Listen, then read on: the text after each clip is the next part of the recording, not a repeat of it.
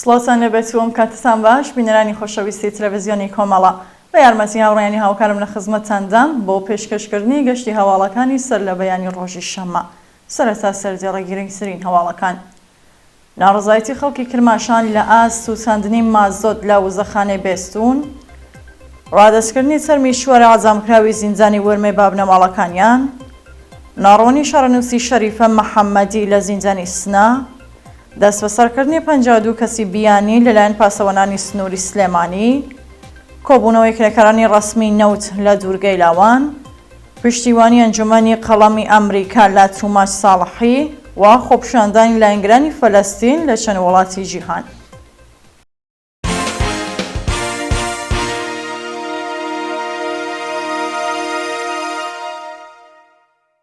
درێژە هەواڵەکان.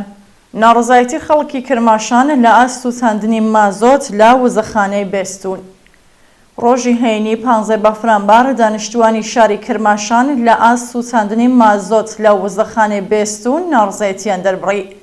بە پێوبێنە و ڤیدیۆیانێ بەدەستمان گەیشتووە هەوای شارەکانی بێستون و کرماشان بۆ هەڵمژین بەکار نایێت و ئاسمانی شارەکان بە دووکەڵێکی ڕەش پۆشراوە.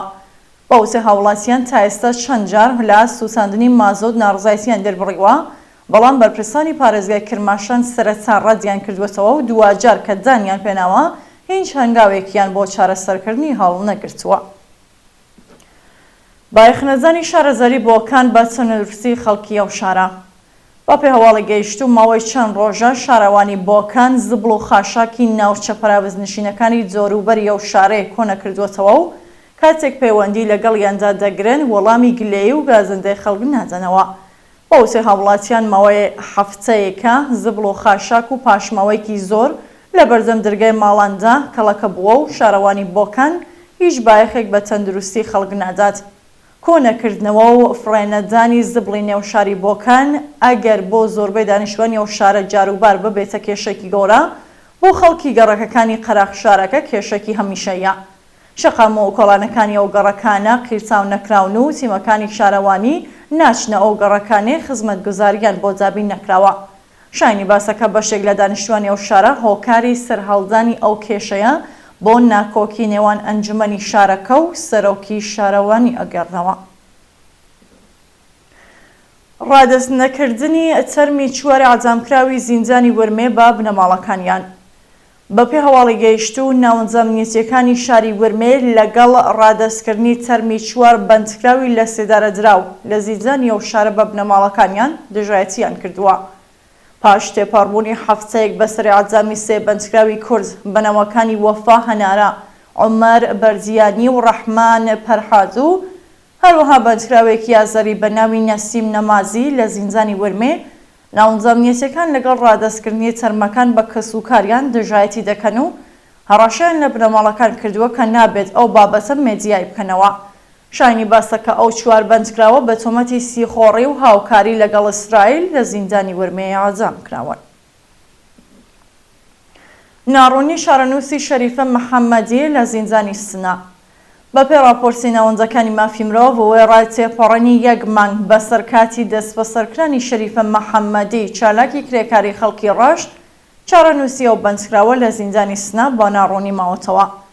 بە پێزانیاریەکان شەریفە محەممەدی چواردەی سەرماوەزی 1402 لە کاتی ڕۆیشتن بۆ سەرکار لەلایەن هێزەمنیەکانەوە ڕفێندرا.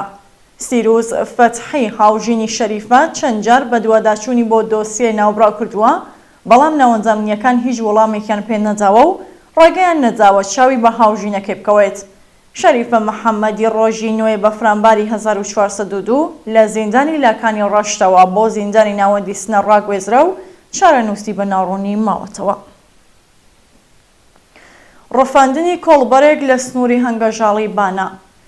ڕۆژی هەینی 15 بەفرانباری 1402 کۆڵبەرێکی خەڵکی سەقز بە ناوی عەرفان حسەینی تەمەن 32 ساڵ لەلایەن هێزەکانی هەنگی سنووری هەنگەژاڵی بانە دەست بەسەرکرا.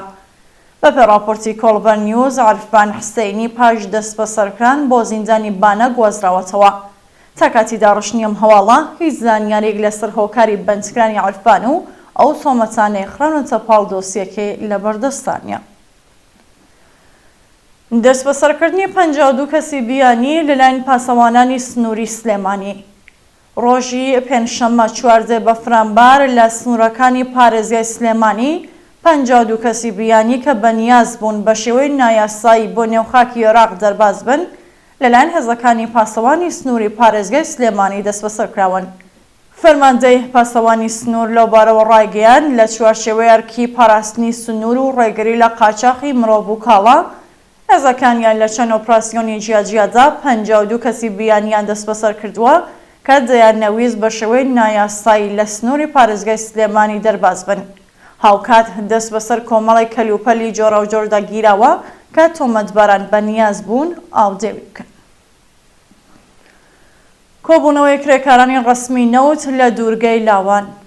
ڕۆژی هەینی 15 بەفرامبار کرێکارانی ڕەسمی نەوتی شاغڵ لە دوورگەی لاوان بۆ ژارێکی دیکە لە ناڕزایەتی بە جێبەجێ نەکردنی داخوازیەکانیان کۆبوونەوە. کرێکارانی ڕەسمی نەوت خوازیاری وەلانانی سەقفی هەغدەست، وەلانانی ئاستەنگیەکانی بەردەم سەنەواتی خانەنشینی، بەکردەوە دەرهاتنی مادەی 10 یاسای ئەرک و بەرپرسیارەتی پێرسۆنێلی نەوت، گەڕانەوەی ئەو بڕە پارەیە لە ساڵانی ڕابردوو وەکو باج لەسەر هەغدەستەکانیان کەم کراوە، بێڕێزی نەکردن بە کرێکاران، وەلانانی بەڕێوەبەری ناکارامە، نەمانی جیاوازی لە نێوانی کرێکارانی شاغڵ لە بەشە جۆرە و جۆرەکان و کۆتایی هێنان با دەستێوەرزانەکانی دەوڵەت لە سندوقی خانەنشینی پێرسۆنێلی نەوت بوون. سەرزانی مەزەری گیانبەخشکردوانی شۆڕشی ژینان لەلایەن جایەکی عادڵ کیانپور. ڕۆژی هەینی 15 بەفرامبار جایەکی هەمیشە زیندوو عادڵ کیانپور سەرزانی مەزاری محەممەد مهدی کەرەمی و محەممەد حسەینی لە شاری کەرەش کرد. عادڵ کیانپور زیندانی سیاسی بەندکراو لە زیندانی شەیبانی ئەهواز ماوەیەک لەوە بەربەهۆی بێبەشکرانی لە جەرمان گیانی لەدەستا. ڕۆژی هەینی جایەکی ئەو گیانبەخش کردووە هاوڕێ لەگەڵ بنەماڵەکەی سەرزانی مەزاری محەممەد مهدی کەرەمی و محەممەد حسەینی کردو و بەڵێنی جا دادخوازی خوێنی بەناحەق ڕژاویان بێت. چوونە سەرەوەی ئاماری کوژراوانی هێرشە تەرۆریستیەکەی کێرمان. بە پێی راپۆرتی مێدیاکانی ئێران ئاماری کوژراوانی هێرشە تەرۆریستیەکەی کێرمان بۆ 89 کەس بەرز بووەتەوە و بەشێک لە قوربانیەکان منداڵ بوون. بە پێزانیاریەکان 12 کەس لە قوربانیان تەمەنیان ژێر 15 ساڵ بووە، 33 کەس ژن و 12 دیکە شارۆمەندی ئەفغانستانی، هەروەها 20 کەس لە قوربانیان قوسابی مەدرسە بوون.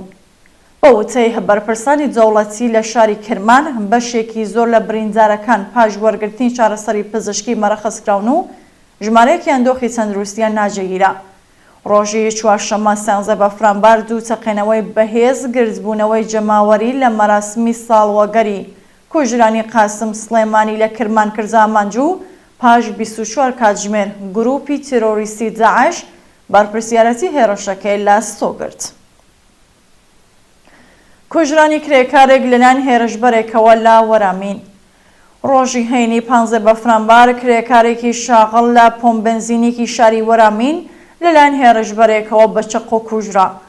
بە پێزانیاریەکان ڕۆژێک پێش ڕووداوەکە خاوەن ئۆتۆمۆبیلێک لەسەر پێزانی پارێ بەنزین لەگەڵ کرێکاری یەکێک لە پۆمبەنزینەکانی وەرامین جەمەقاڵێ بووە و چەند جار هێرشی کردووەتە سەر ئەو کرێکارە بەڵام خەڵک ڕێگریان لێکردووە. کاتژمێر 5 بەیانی ڕۆژی هەینی هێرشبەرەکە بە چەقۆ هێرش دەکاتە سەر ئەو کرێکارە و پاش کوشتنی تەرمەکەی دەباتە ئاژەڵداریەکی دۆروبەر و هەڵدێت. پشتیوانی ئەنجومەنی قەڵەمی ئەمریکا لە توماچ ساڵحی. ئەنجومەنی قەڵەمی ئەمریکا بە بڵاوکردنی بەیاننامەیەک ڕەفاندن و تۆمەتبارکردنی دووبارەی توماچ ساڵحی بە توندی مەحکوم کرد و ڕاگەیاند ئەو هەوڵانەی ڕۆژین بەشێکە لە سەرکوتی بەرین و بێبەزەیانەی ئازادی ڕادەربڕین لە ئێران. لەو بەیاننامەدا ئاماژە بە ئازادی 12 ڕۆژەی توماچ ساڵحی و دەست بەسەرکردنی دووبارەی بە بیانووی قسەکردن لەسەر ئەشکەنجەی هێزەکانی ڕۆژیم کراوە. ئەنجومەنی قەڵەمی ئەمریکا وێڕای شەرمەزارکردنی سەرکوزگەرەکانی کۆماری ئیسلامی خوازیاری ئازادی بێشەرت و مەرجی توماچ ساڵحی بوو. دووە هەواڵ خۆپشاندانی لایەنگرانی فەلەستین لە چەند وڵاتی جیهان. ڕۆژی هەینی 15 بەفرەمبار لایەنگرانی فەلەستین لە وڵاتانی ئەمریکا، عەمان و یەمەن دژ بە ژینۆسایدی خەڵکی فەلەستین ڕژانە سەر شەقام و خوازیاری ڕاگررتنی شەڕ بوون. بەپێی ڕاپۆرسەکان دژبەرانی شەڕ و لایەنگرانی فەلەستین لە ئەمریکا لە بەرزەم ماڵی وەزیری جرەوەی ئەمریکا کۆبوونەوە و ڕەنگی سووریان بەسەر ئۆتۆمۆبیلەکەیدا پرژان. هەروەها هەزاران کەس لە وڵاتانی عەمان و یەمەن دژ بە هێرشەکانی ئیسرائیل بۆ سەرکەرتی غەزە و کۆمەڵکۆشکردنی ژنان و منداڵانی فەلەستینی خۆپیشاندانیان کرد. خۆپیشاندەران بە وستنەوەی دروشم خوازیاری ڕاگررتنی شەڕ و ڕاگەیاندنی ئاگربەستی هەمیشەی بوون. بینەرانی خۆشەویست، هەواڵەکانتان پێشکەشکرا، هەر شاد و ئاسوودە بن.